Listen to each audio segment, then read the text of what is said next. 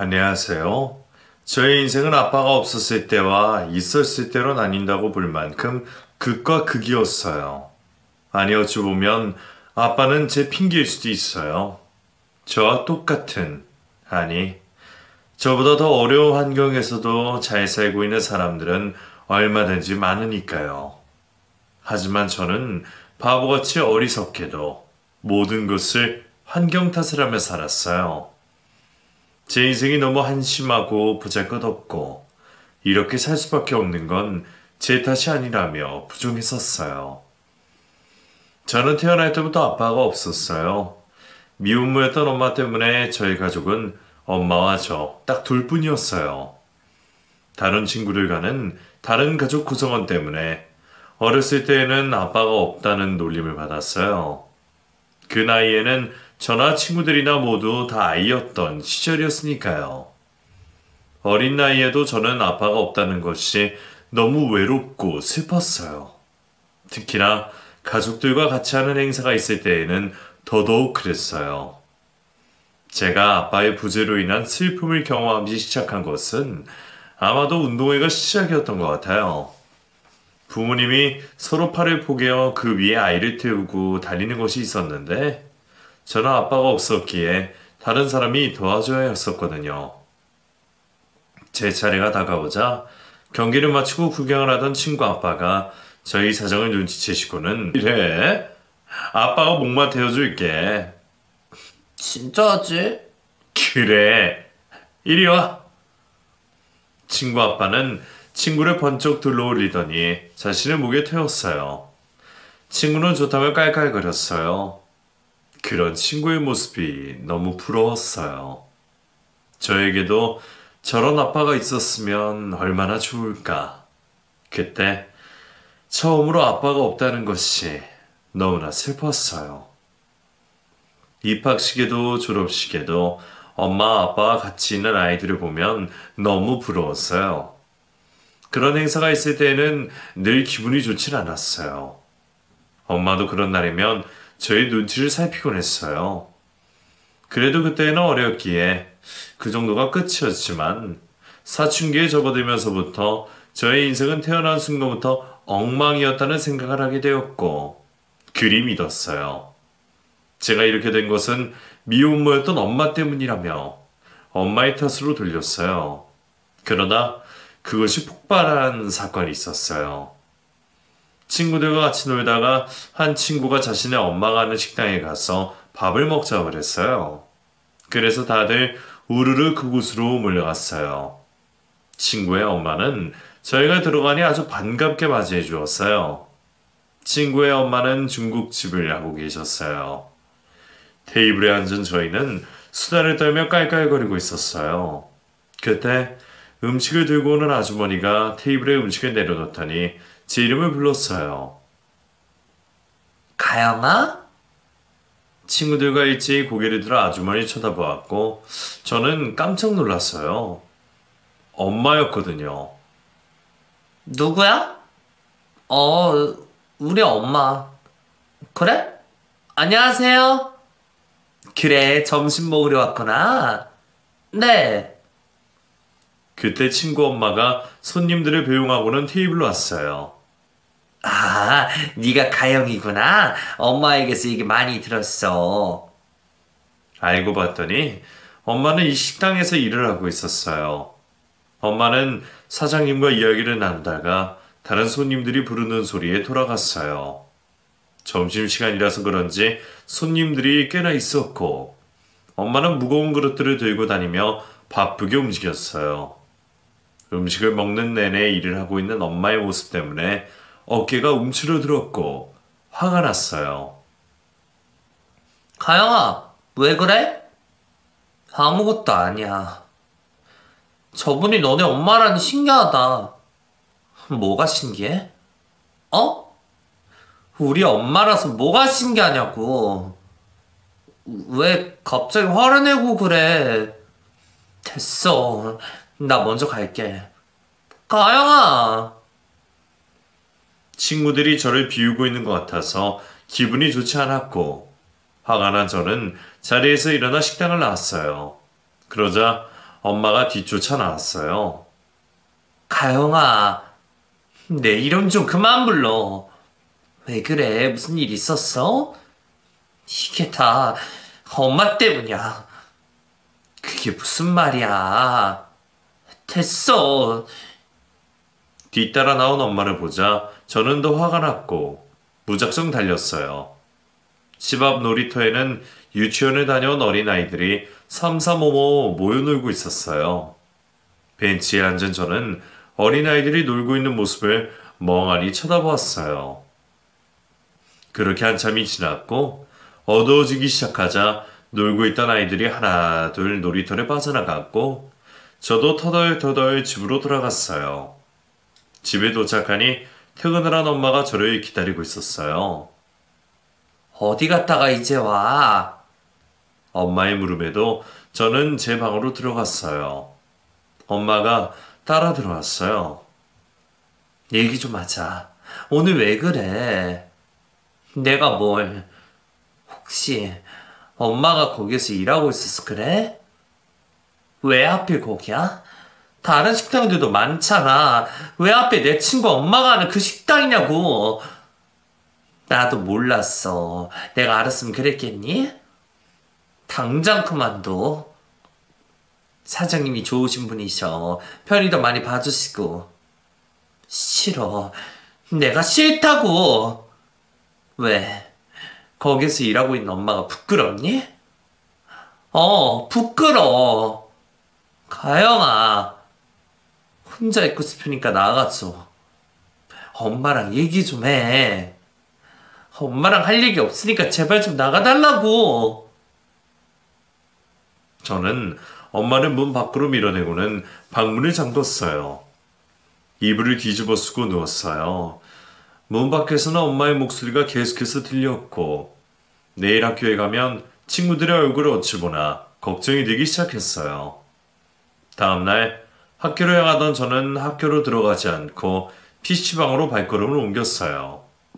하루 종일 거기서 게임하고 밥 먹고 시간이 가는 줄도 몰랐어요. 늦은 시간이 되어서야 집에 들어온 저를 보자마자 학교에 오지 않았다는 연락을 받은 엄마가 다그쳤어요. 학교엔 왜 안 갔어? 가기 싫어. 왜? 내가 알아서 할게. 학교는 가야지. 내가 알아서 한다고. 네가 뭘 하든 말든 엄마는 상관하지 말라는 소리야? 그래, 나 좀 내버려둬. 아니, 얘가 커서 뭐가 되려고 그래? 엄마처럼 되겠지. 뭐? 할 것 없으면 식당에서 일하면 되잖아. 너 지금 그게... 저는 엄마 지갑에서 몰래 현금을 꺼내어 집을 나왔어요. 혼자 자취를 하고 있는 친구의 집으로 무작정 찾아갔어요.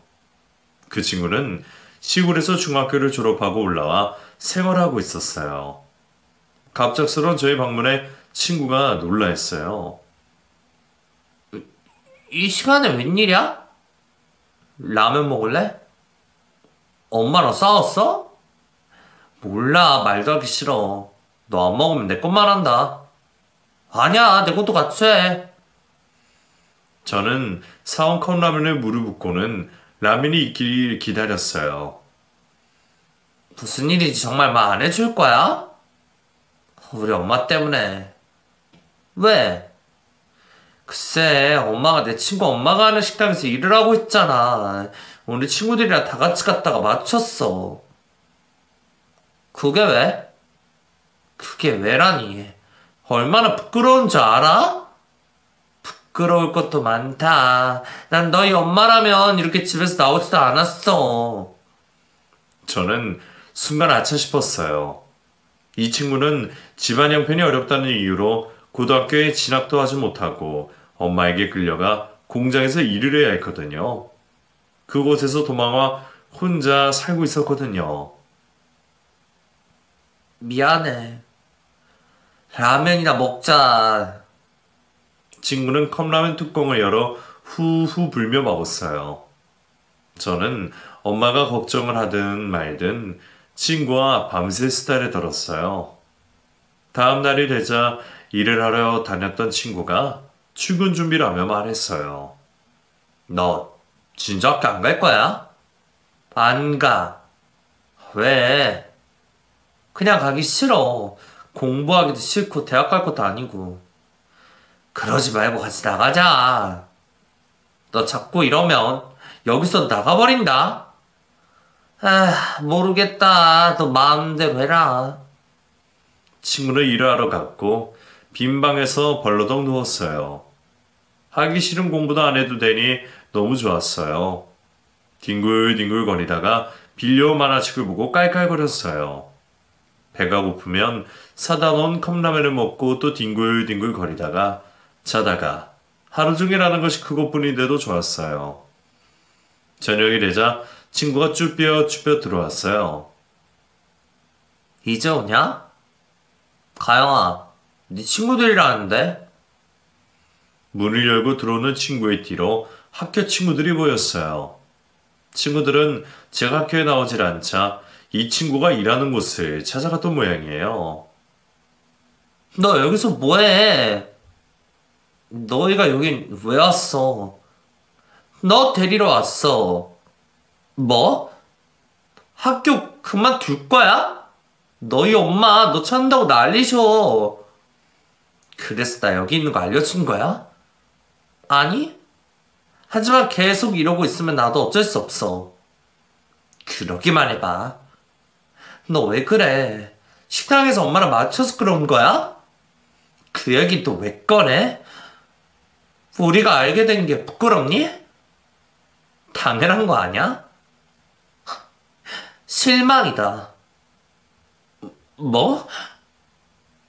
네가 그것 때문에 왜 우리 피하고 있는지도 모르겠고 우리 친구 아니야? 너 우리 엄마가 식당 일하고 있다면 나랑 친구 안 할 거니? 그건 아니지. 근데 넌 왜 그래? 내일도 학교 안 나오면 우리랑 절교하고 싶다는 뜻으로 받아들일게. 야! 친구들은 떠났고 저는 깊은 생각에 빠졌어요. 제가 갈팡질팡하고 있자 자취를 하고 있던 친구도 어서 일어나라며 저를 떠밀었어요. 못 이긴 척 친구의 집을 나온 저는 집 안에는 차마 못 들어가고 집 앞에서 어슬렁거리고 있었어요. 가영아, 엄마였어요. 어딜 갔다가 이제 오는 거야? 내가 얼마나 걱정했는 줄 알아? 밥은 못 먹었어. 우선 들어가자. 엄마는 저를 데리고 집 안으로 들어갔어요. 엄마가 해준 밥을 먹는 동안 서로 말이 없었어요. 엄마는 가출하고 돌아온 저에게 화를 내지도 꼬치꼬치 캐묻지도 않았어요. 그렇게 자연스레 아무 일이 없었던 것처럼 시간이 지나갔어요. 그 다음날 학교에 가서 담임에게 한 소리 들어야 했지만 반갑게 맞이해주는 친구들을 보니 웃음이 나왔어요. 수업이 끝나고 간식을 사 먹으러 매점으로 갔어요. 오랜만에 바글바글거리는 매점을 보니 전투력이 상승했고 저와 친구들은 사람들 사이를 헤집고 맨 앞자리에 도착을 했어요. 그리고는 좋아하는 과자들과 음료수를 사서는 운동장으로 갔어요. 점심을 먹고 난 후였지만 간식이 들어갈 배는 또 따로 있으니까요. 이제 학교 계속 나올 거지? 그래야겠지. 웬 한숨이야? 난 왜 학교를 다니는지 모르겠어. 너만 그렇겠니? 우리 모두 다 그렇지. 빨리 졸업이나 하고 싶다. 학교 졸업은 하고 겠다는 소리네? 입안 한가득 과자를 넣고 와그작 와그작 씹어 먹었어요. 수업 시간은 그리 길게 느껴지더니 벌써 점심시간이 끝나가는 종소리가 들렸고 자리에서 일어난 저희는 다시 삭막한 교실로 올라갔어요. 수업을 하는 내내 저는 멍을 때리거나 잠을 잤어요. 떨어지면 집으로 들어갔어요.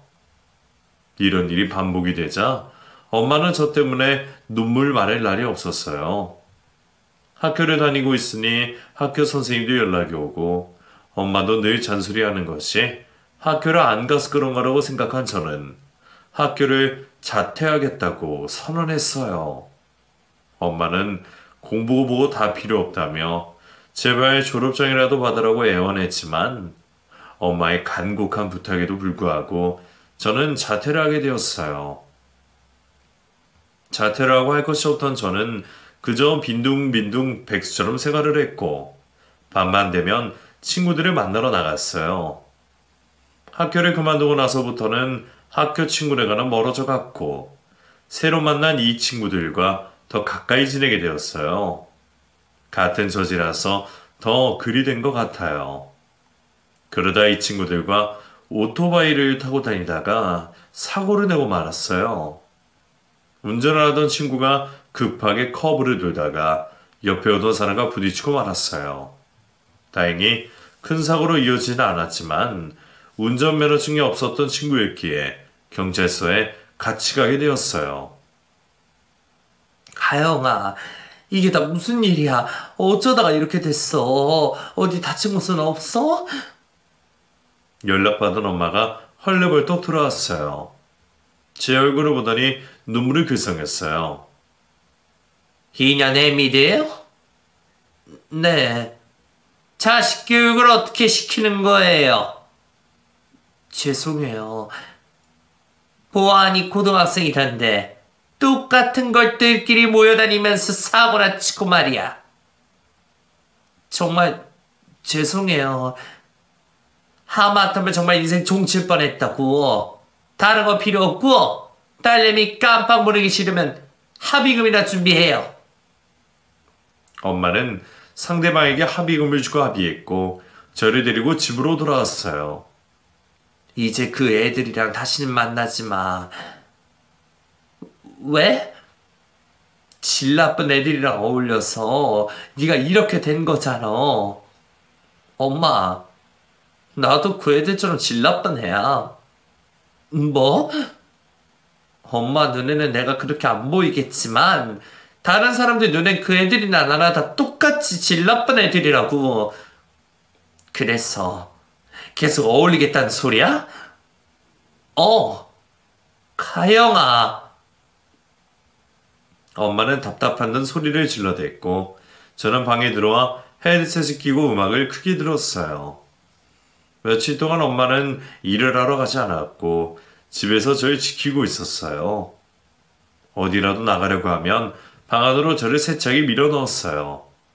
그러면서 엄마와 저의 트러블은 점점 더 커져만 갔어요. 하루라도 방구석에 있었던 적이 없었던 저는 며칠이 지나가자 온몸에 좀이 쑤셨고 방문 앞에 지키고 있던 엄마를 미치고는 방 밖으로 나왔어요.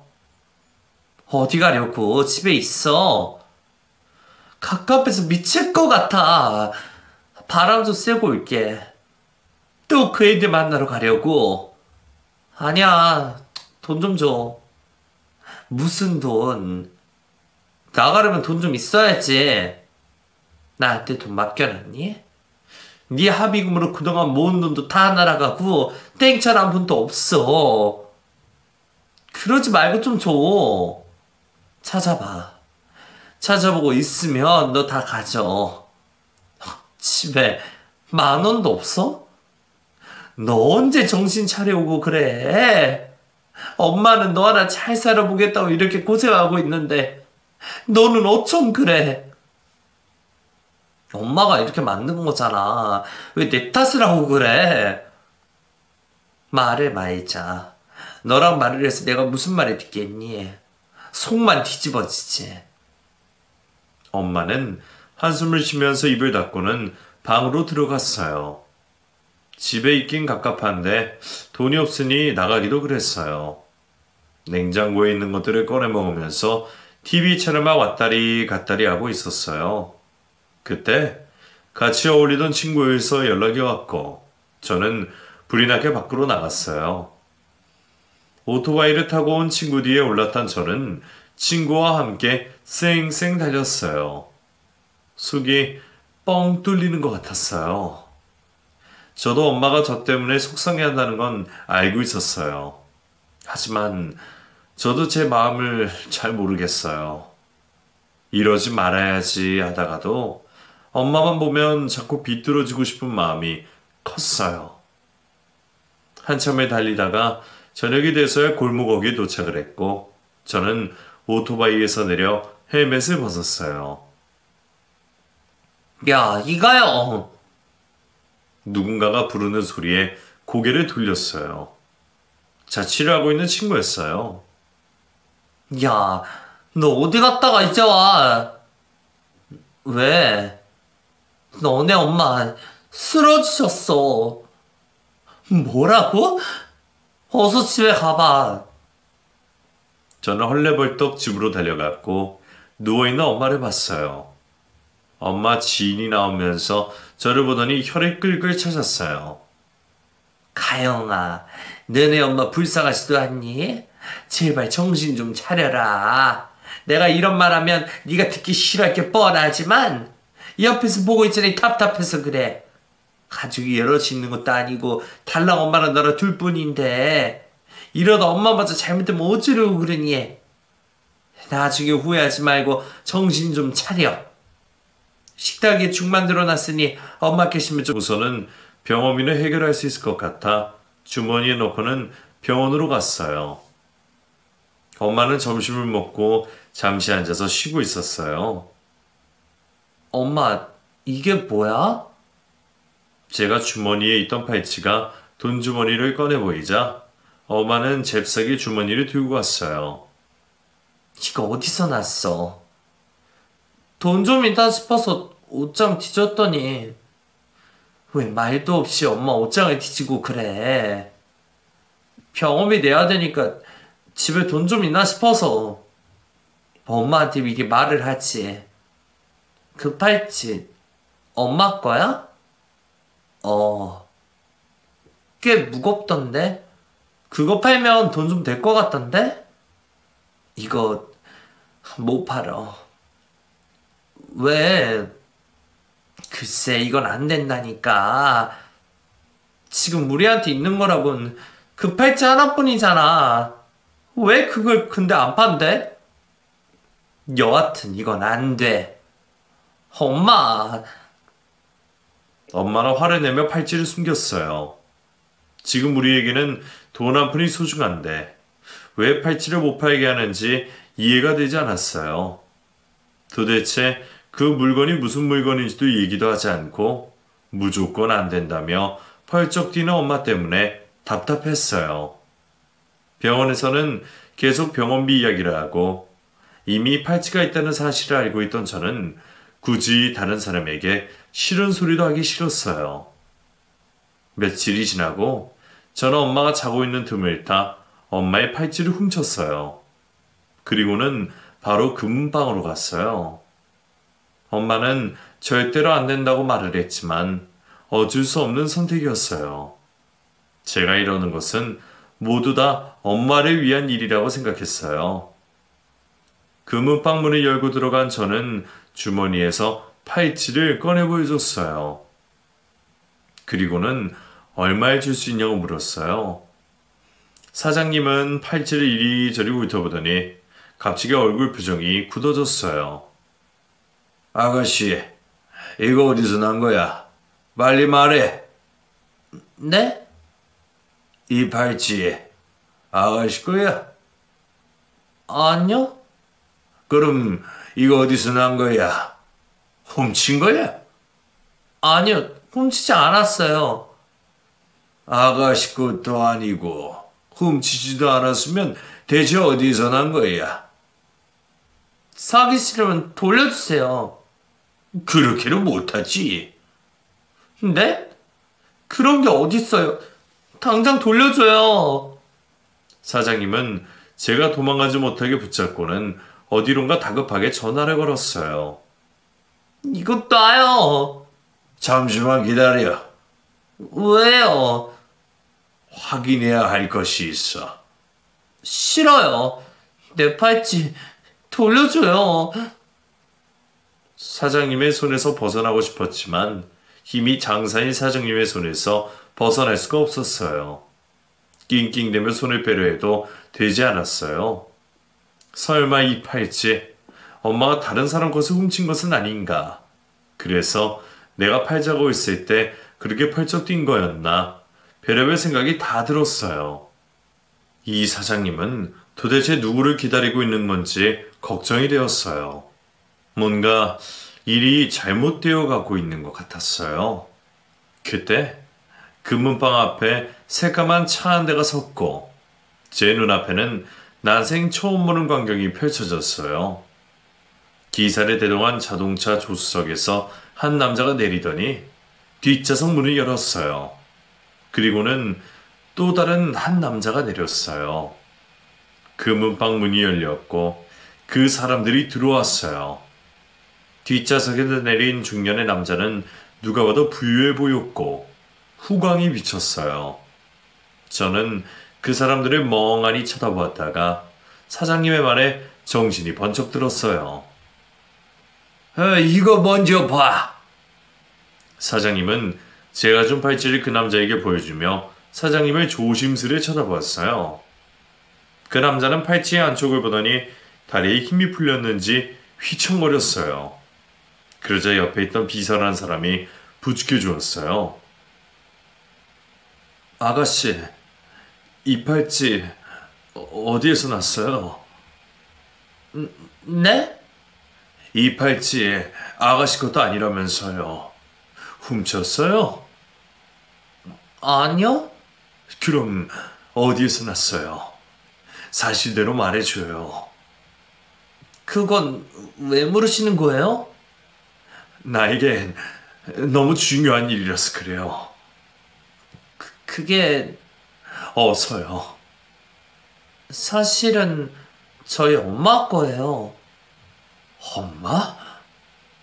근데 엄마 건데 제가 몰래 가지고 나오는 바람에. 혹시 엄마 이름이 이영자? 네, 저희 엄마 이름을 어떻게... 그 남자는 자리에 털썩 앉았어요. 그리고는 아무 말도 없이 팔찌만 만지작 거리고 있었어요. 저 이제 가봐도 되죠? 제 팔찌 돌려주세요. 잠시만요. 하나만 더 물어봐도 되죠? 뭔데요? 가족이 어떻게 돼요? 엄마랑 둘이 살아요. 아버지는 안 계세요? 그건 왜 궁금하신 거죠? 엄마